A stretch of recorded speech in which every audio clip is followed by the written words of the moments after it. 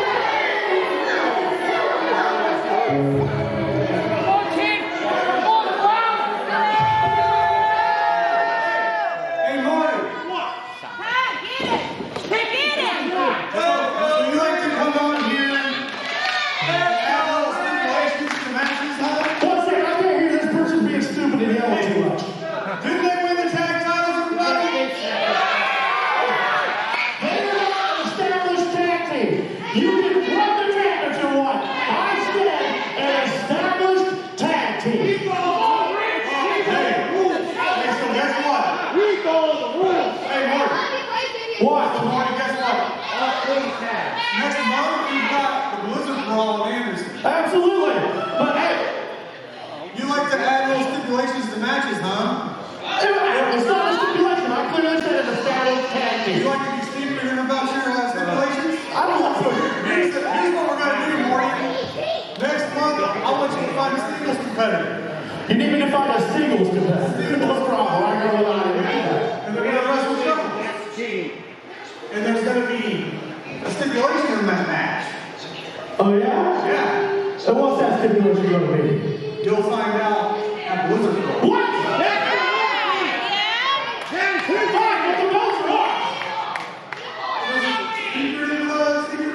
That is stupid, as dumb as I'm the GM.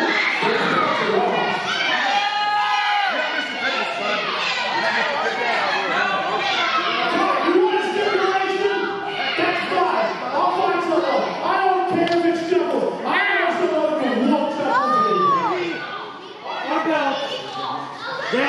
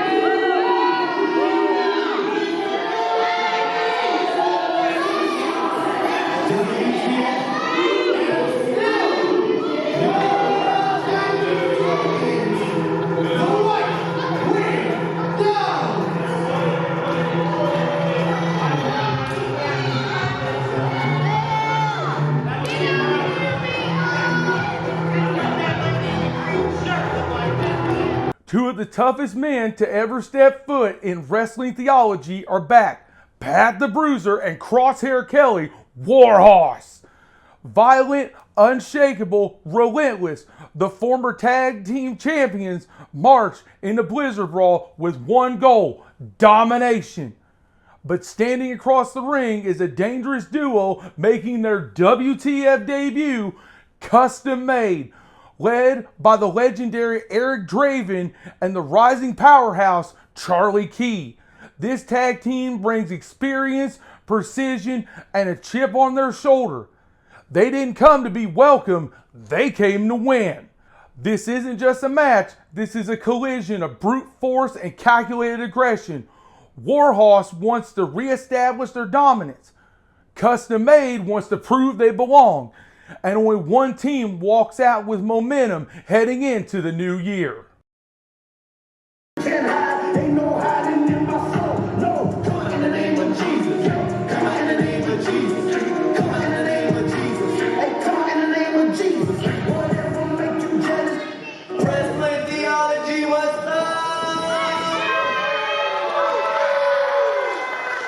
Okay, so first, I want to do something a little different before we get to the word. Do we have any veterans in here? What? Any veterans? Okay, let's give a shout out to our veterans who fought for us to give us freedom here in America. Thank you for your service. And anybody else that sees this that may also have fought for us, we just thank you for all that you do and all that you do. And we just pray that Jesus blesses you for that. And you're stacking up riches in heaven for your selflessness. Okay, so let's get to the word.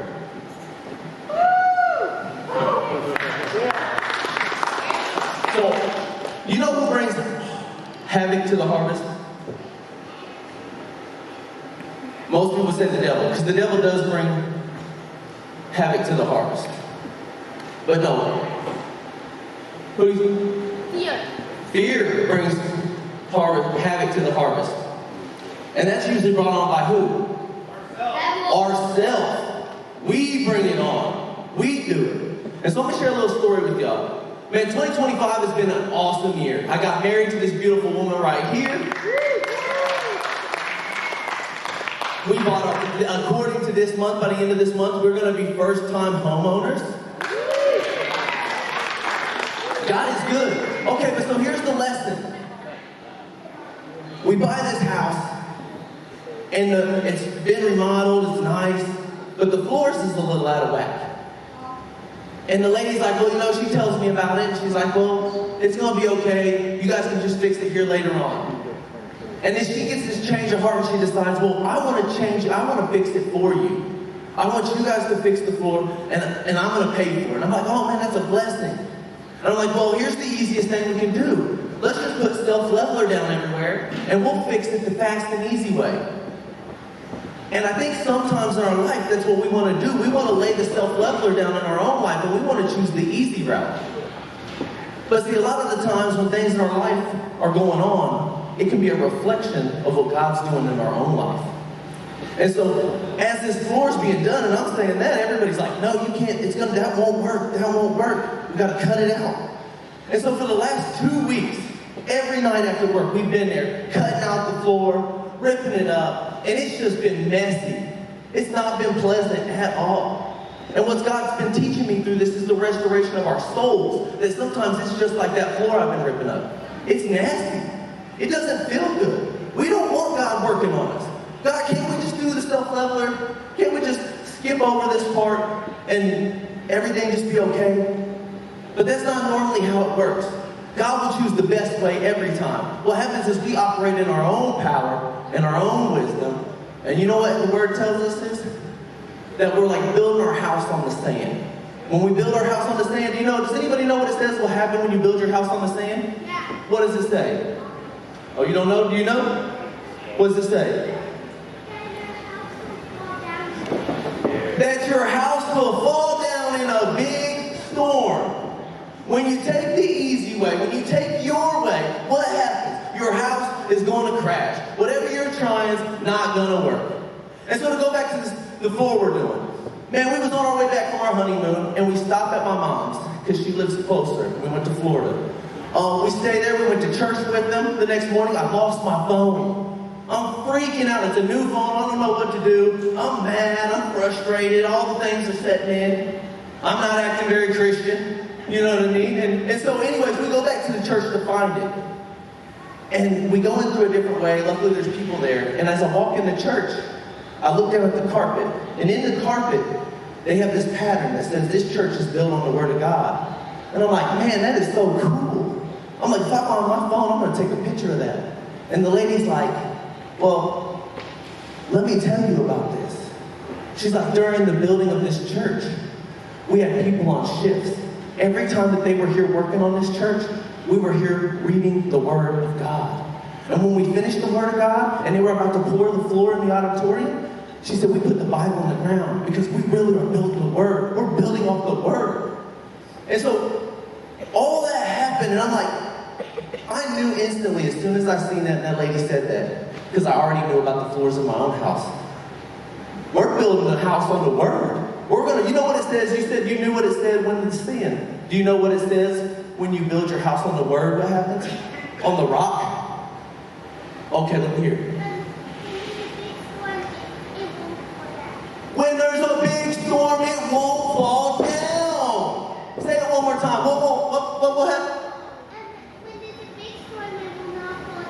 When you build your house on the rock, when the winds and waves beat against it, it won't fall down. Because God's ways are above our own. God's will is better than our own. We think we know what's best, but we don't. He does. And so I share all of this just to say, Jesus wasn't just a carpenter. Jesus is the carpenter of our souls. And as a carpenter myself, I know the work that goes into building, fixing, and building, and restoring. And Jesus Christ doesn't judge us. He doesn't hate us. He takes us on willingly. There's not a job he can't handle because he's the carpenter of the soul.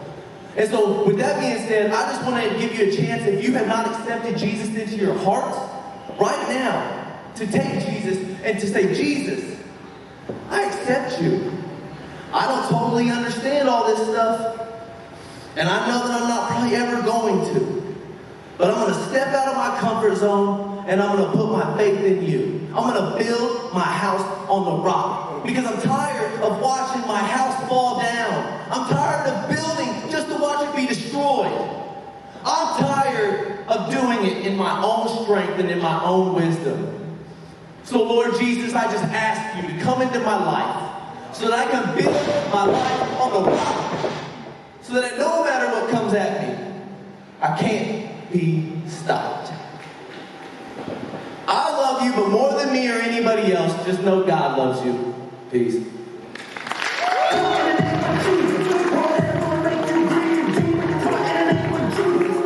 The women's division takes center stage as Lucy B. Sweet makes her wrestling theology debut, ready to showcase her talent, charisma, and fight. Across from her stands a rising fan favorite, Madison Payne, who steps in on short notice after champion Noelle Summit became unable to appear. But this match is bigger than substitutions. It's a statement. Madison Payne wants to prove she belongs in title contention. Lucy B. Sweet wants to make a splash in her first ever WTF appearance. And while the championship situation remains clouded in mystery, one thing is guaranteed. This match will shape the future of the women's division. The winner may very well be standing in line for championship gold.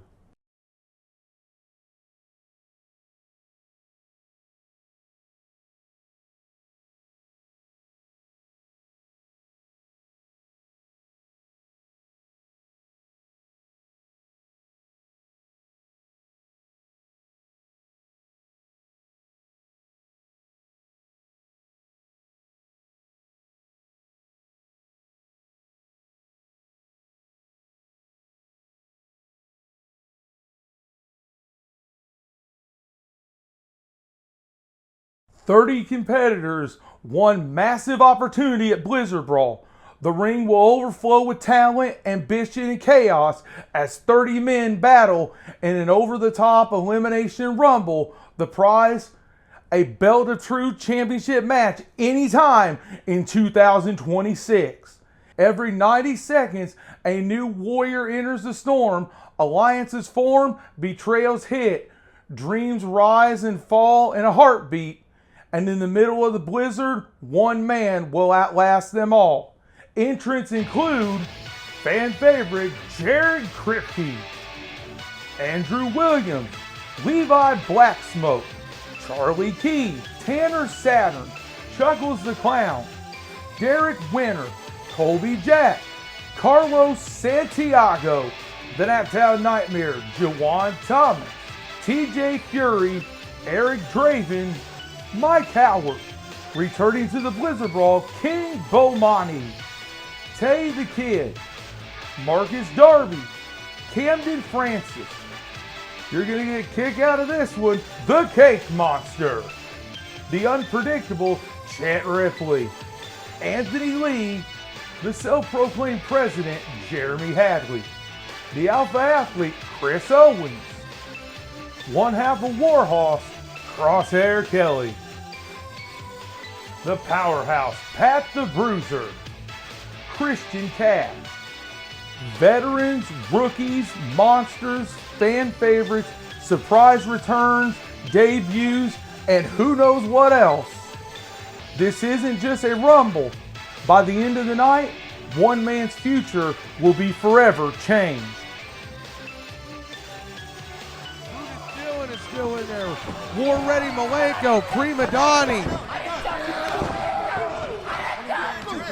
That referee better watch out. That's all I'm saying. Yeah, Tommy Two-Tone, or Tommy whatever his name is. I was referring to the referee that... I understand. I'm talking about the referee that got in my face and told me I had to leave. Oh, him? Does he know who I am? I'll have to go shake his hand after the show. Chris Owens got eliminated. Yes, Chris Owens was eliminated.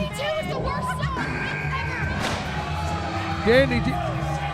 Hey, Papa Dojo's back. Where's Kanye at? We need to get Kanye in here.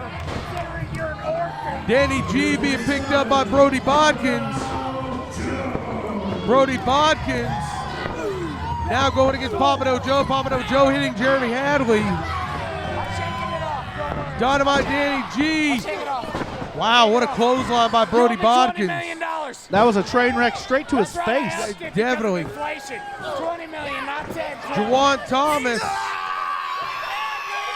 What is Prima Donnie doing? Oh, we almost eliminated Jeremy Hadley.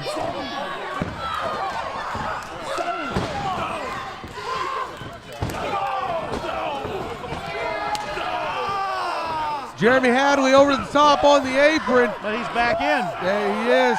The crafty veteran's back in.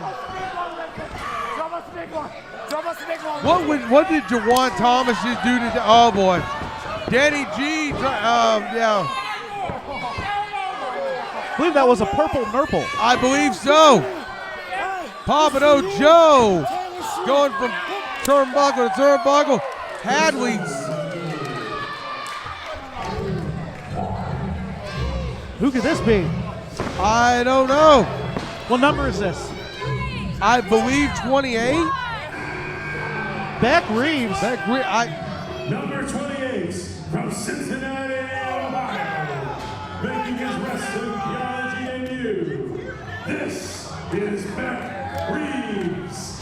Case closed. Beck Reeves! Case closed! Do you know anything about Beck Reeves? Yeah, I think he thinks he's a private investigator. Oh. Yeah, Beck Reeves. Case closed, Beck Reeves. I honestly do not know much about that individual. Oh. Okay, I think he wanted to talk about himself a little bit too much. And he paid. Brody Bodkins is just, I don't know how many more times he can hit Dynamite Danny G. What case do you think he's actually on here in the Blizzard Brawl?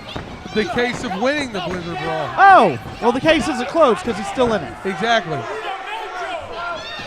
So does that mean if he gets eliminated, the case is closed? For him? Oh. Well, he tried to eliminate Jeremy Hadley, but it did not work. He took his hands to the eyes instead. This is number 29, by the way. 29. Brody Bodkins has been eliminated. Santa Claus! Santa Claus.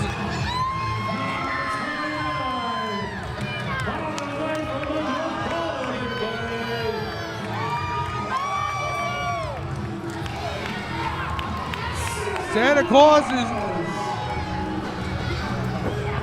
already has been eliminated. I guarantee you that put him on the naughty list. I guarantee you. Wait a minute, Santa is.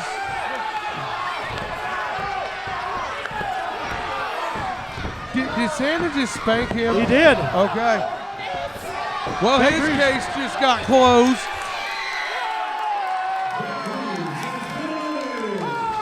Prima Donnie. Oh no. Santa Claus is out. Santa Claus has a bruised tailbone after that. I bet he's going to get a lump of coal in his stocking. Jawan Thomas and Papa Joe have been eliminated. Who does that leave for number 30? I have no clue. I don't know either. I don't know who it could be.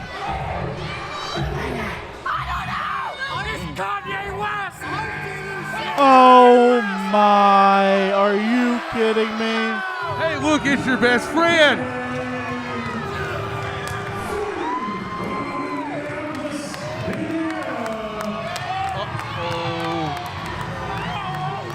Aren't you glad you've been eliminated? I would have gave almost anything if he Drew Skills eliminates you. Well, you didn't. Hey.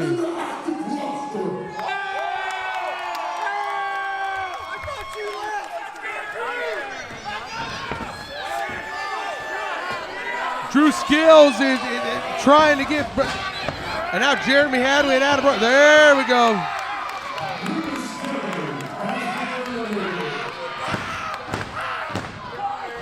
He was in there a very long time. You got to give it to him. So Drew Skills, Jeremy Hadley, and Adam Rorges are the final three. This doesn't look good for Drew Skills, but I No. love it. I love it. They're taking it to him.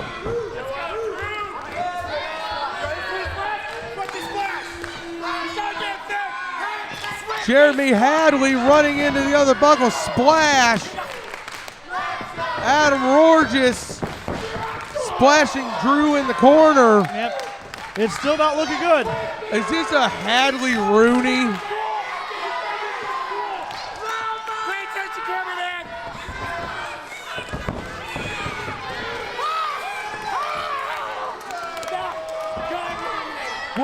What would you call that? I'm a little depressed from the aerosol. It looks like they're having a disagreement. Why are they doing this? Why are they having a disagreement? Just get him. Just eliminate Only one him. person can win Blizzard Brawl. Oh, I understand that. Let's do it. Wait. Oh, come on. Drew Skills over the top. Oh, boy. Drew Skills double clothesline, taking both of them down. Wow. Clothesline to Jeremy Hadley. Clothesline to Adam Rorges. Drew Skills is a big man. Jeremy Hadley has been eliminated.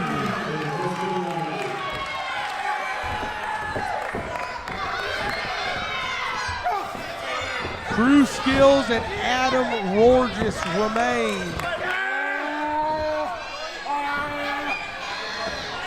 And I'm $5,000 down, and I didn't get a win. Nope. It's a conspiracy against me. It is. Drew Skills, I'm happy he's not the GM anymore.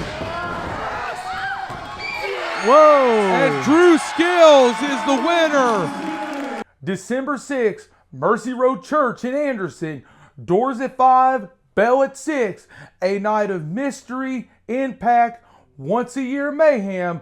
Blizzard Brawl is more than an event. It's the final battle before the new year. Get your tickets now, bring your friends, and witness the storm firsthand. Welcome to Blizzard Brawl, where winter hits hard and legends are born.